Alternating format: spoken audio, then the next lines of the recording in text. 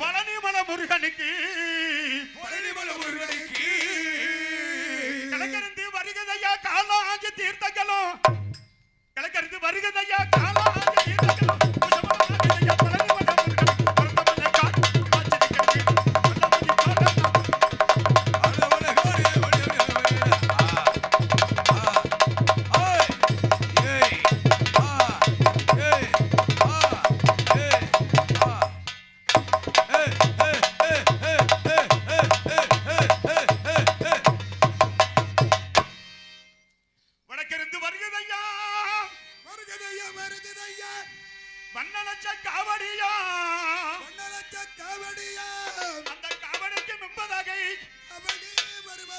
முருகனுக்கு காலாங்கி தீர்த்த வரும் வடக்கிருந்து வருகதையா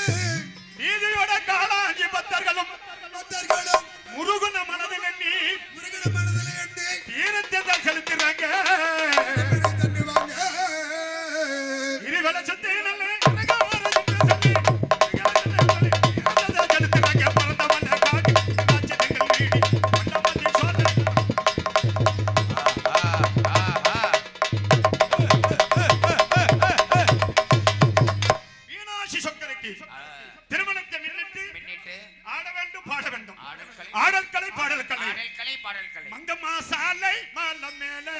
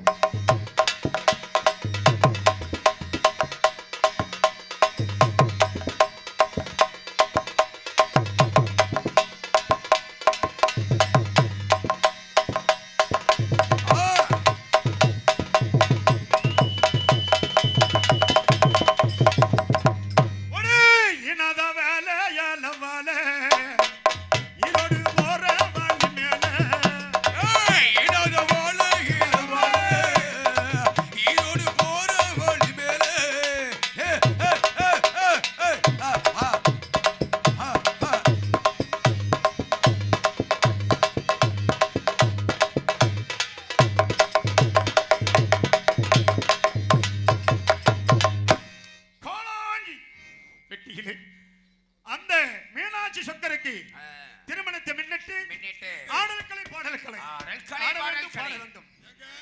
வெறும் ஆட்டம் மாட்டு தானே சோறு எல்லாம் போட மாட்டாங்களா? இப்ப தீரம் வந்துட்டு இருக்குது இல்ல. ஆனால் எங்க கல்யாணம் நடந்தா சோறு போடு.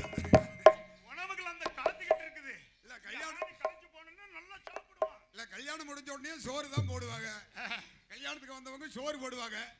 புது பொண்ணு மாப்பிள்ளை என்ன பண்ணுவாங்க தம்பி மிருதக்கார தம்பி? அவங்க எல்லாம் நேரத்துக்கு இல்லற வாழ்க்கையில ஈடுபட்டிருப்பாங்க. சரி, அவங்க இல்லற வாழ்க்கையில ஈடுபட்டிருப்பாங்க.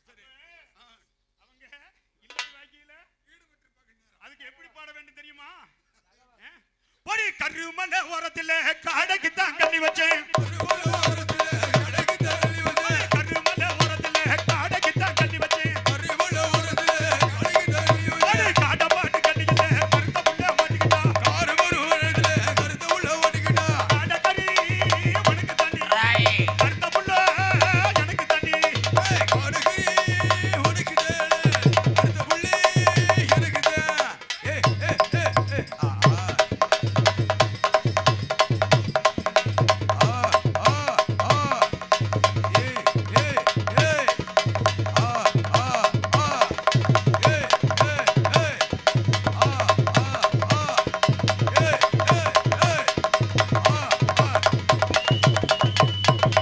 சிறிமலை ஓரத்துல சிட்டுக்கு தான் கண்ணி வச்சேன். சிறிமலை ஓரத்துல சிட்டுக்கு தான் கண்ணி வச்சேன். சிட்டு பாடு கண்ணியில சின்ன புள்ள மாட்டிக்கிட்டா. சிட்டு கறி உனக்கு தண்ணி, சின்ன புள்ள எனக்கு தண்ணி.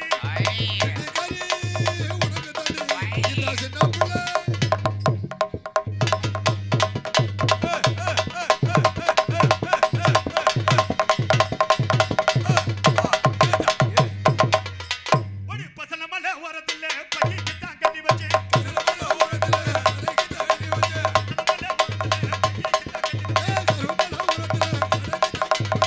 பாடு கண்ணியில குட்டி ஒன்று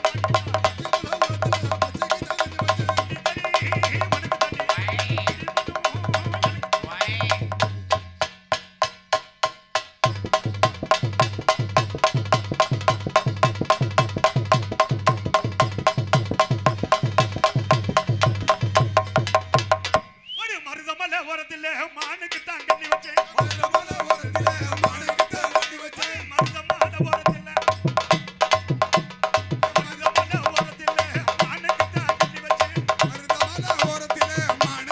கண்ணி வச்சேன். மானு பாடு கண்ணியில மாமன் பொண்ணு மாட்டிக்கிட்டா. மானு கறி உனக்கு தண்ணி, இந்த மாமன் மக எனக்கு தண்ணி.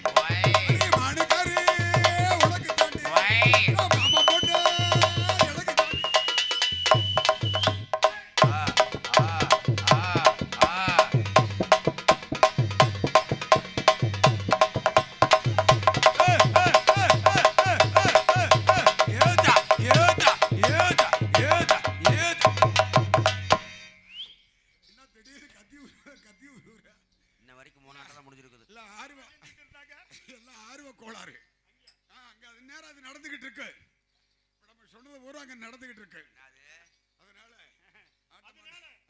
அதுக்கு எப்படி பாட வேண்டும் தெரியுமா? எப்படி அடி ஒத்த கல்லு மூக்குத்தியா, நீ ஒத்தையில போற புள்ள நீ வத்தியா. அடி ஒத்த கல்லு மூக்குத்தியா, ஒத்தையில வரவள நீ வப்பியா. அடி ஒத்த கல்லு மூக்குத்தியா, நீ ஒத்தையில போற புள்ள நீ வத்தியா. அடி ஒத்த கல்லு மூக்குத்தியா, நீ ஒத்தையில வரவள நீ வப்பியா. அடி ஒத்த ஒரு சந்தையில மூக்குத்தியா, நான் உனக்காக வாங்கி வந்து நீ வத்தியா. அட ஒத்தலோட சந்தையில மூக்குத்தியா, நான் உனக்காக வந்து நீ வப்பியா. அடி ஆலே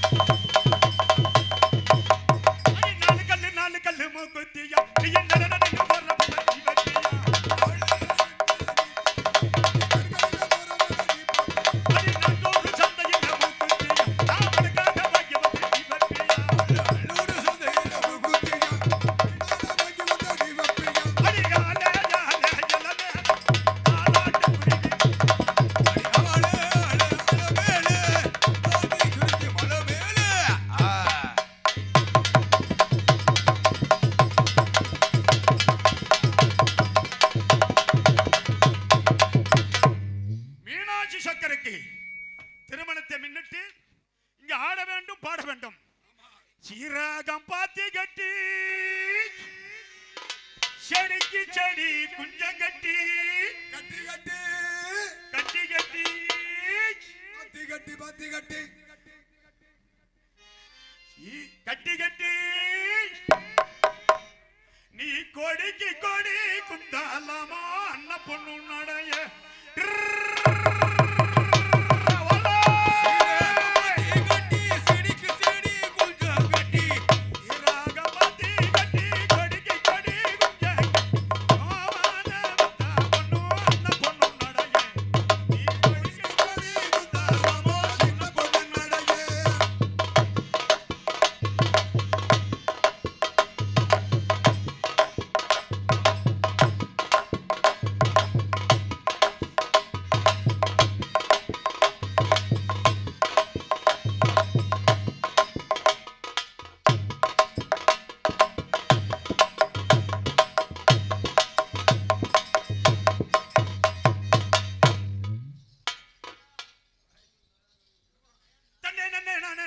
தமக்கு தமக்கு தான் நானே நானே நானே நானே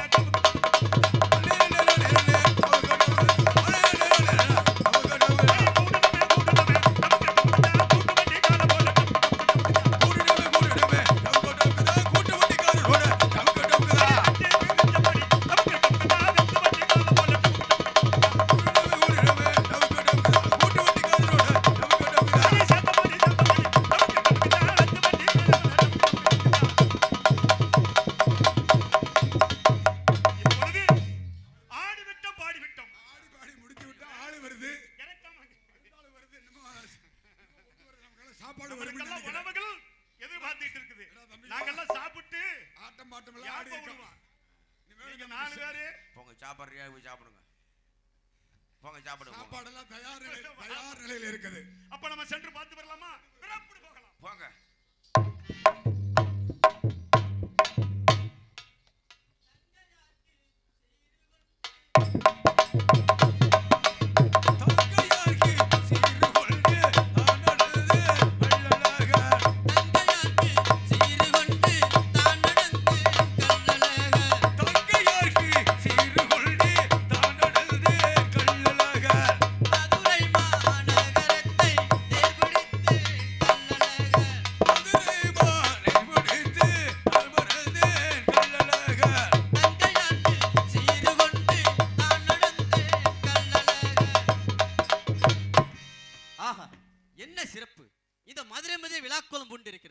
மாவிலை தோரணமும் மக்களின் ஆரவாரமும் மிக மகிழ்ச்சியாக உள்ளது.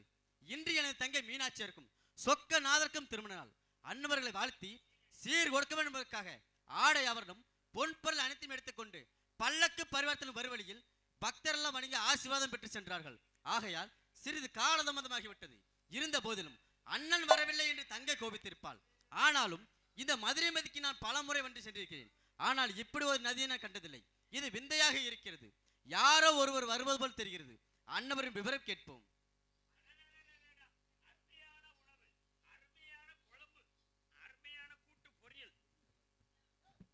ஐயா ஐயா, யார் நீங்கள்?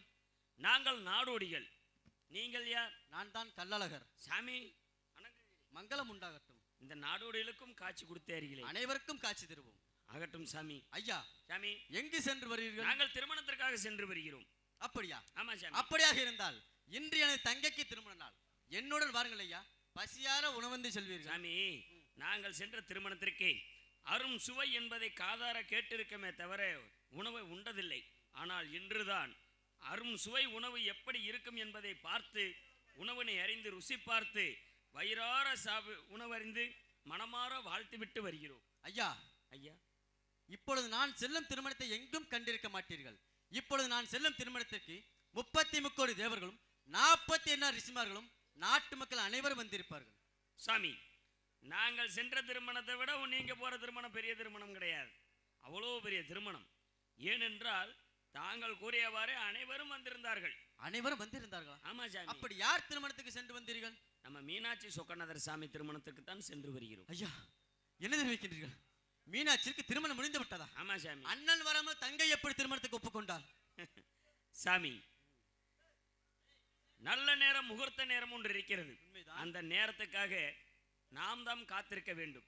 நேரம் நமக்காக காத்திருக்காது. நல்ல நேரம் வந்தது, திருமணம் முடிந்தது. நல்ல நேரம் வந்து திருமணம் முடிந்தது. ஆமா சாமி. அப்படியாக இருந்தால் என் தங்கைக்காக கொண்டு வந்த சீர்வரிசையை தாங்கள் பெற்றுச் செல்லுங்கள் ஐயா. சாமி, விலை உயர்ந்த பட்டு ஆடைகளும் தங்க ஆபரணங்களும் இதில் இருக்கிறது. இதை என்னிடம் கொடுத்து விட்டீர்களே. நான் கொண்டு செல்லும் இந்த கடம்பு வனத்து வழியில் மகாஜால மந்திரவாதி என்பவர் இருக்கிறார். இதை பார்த்தால் அனைத்தையும் பறித்துக் கொள்வாரே. அப்படி ஒன்றும் செய்ய மாட்டார். கள்ளழகர் நான் இருக்கும்போது எதற்காக கவலைப்படுங்கள்? நீங்கள் சென்று வருங்கள் ஐயா. ஆகட்டும் சாமி. அப்படி ஆகட்டும். ஆஹா, என்னது ஆச்சரியமாக இருக்கின்றது. அண்ணன் இங்கு இருக்கும்போது நாங்கள் யாரை சாட்சியாக திருமணத்தை நடத்திருப்பார்கள்? இப்பொழுதுதான் புரிகிறது. அரியும் சிவனும் ஒன்று என்று கூறுவார்கள். இது அந்த சிவபெருமானின் திருவிழாத்தான் இருக்க வேண்டும். இருந்த போதிலும் அண்ணன் வராம தங்கை திருமணத்துக்கு ஒப்புக்கொண்டதால் என் தங்கை மீது கோபம் கொண்டு இந்த வைகை ஆற்றில் இறங்கி இன்று இரவு தங்கி நாளை காலை எனது பக்தனான மண்டுகு மாமனுக்கு முத்து கொடுத்து விட்டு துலுக்க நாச்சியாருக்கு காட்சி கொடுத்து விட்டு இன்று இரவு தங்கி நாளை காலை அழகர் மலைக்கு செல்கிறேன். இதோ என் தங்கை மீது கோபம் கொண்டு அடுத்தவரதை பார்த்துக் கொள்கிறேன்.